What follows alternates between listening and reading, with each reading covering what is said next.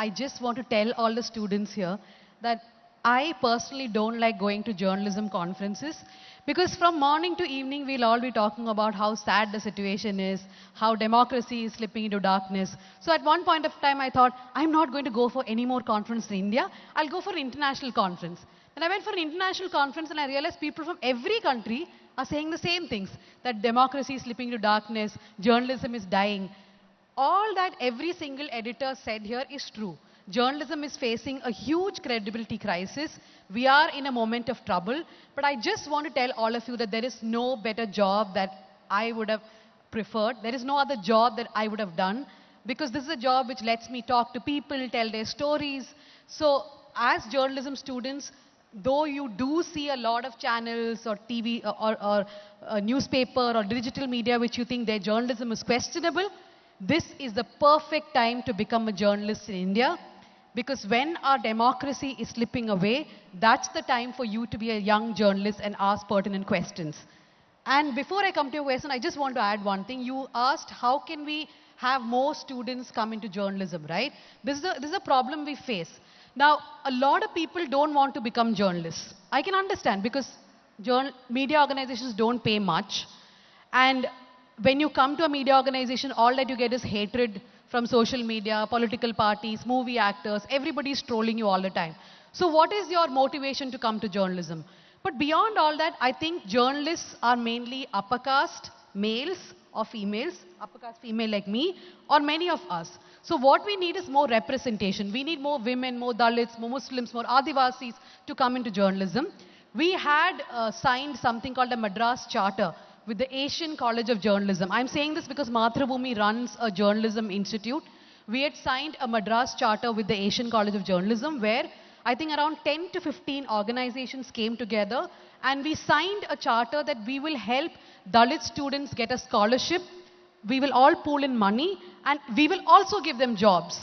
So some of us keep doing that. We have been doing it for many years. And Asian College of Journalism gives the bulk of that scholarship. It is to ensure that people from all communities come into journalism. Otherwise, we have no representation. We are just one-dimensional. We only talk about gender. We don't talk about other things. Now to my favorite topic, as Srinivasan said. This is something which people keep asking. Ningalokku bayangara sensational alle. Ningalokku full-time sensational joliyana cheyyunnathu. Ningada headline okke sensational aanu. So I actually thought, okay, nammalakku sensational. We are all really sensational. Because I used to work for a TV channel. As John Britta said, I asked, Nation wants to know for 8 years. Then after 8 years, I decided Nation doesn't want to know. I work for Times Now for 8 years, basically. So at that time, I really thought that, okay, maybe we are being sensational, which is why the audiences are criticizing us a lot. But today, when I run a digital media organization, I also understand how hypocritical the audience is. Let me explain. If I put out, Nayanthara is marrying Vignesh Shivan, it's really important news. I have no problem with it. Everybody wants to watch Nayanthara's pictures getting married. I can tell you 5,000 people are clicking on that story. One person will share it because it doesn't look intellectual if you share Nayanthara wedding Vignesh Shivan on your Facebook wall. At the same time, I put out a story saying environmental degradation and is so much that mangroves in Kerala are dying. 5,000 people will share the story because it looks beautiful on their Facebook wall.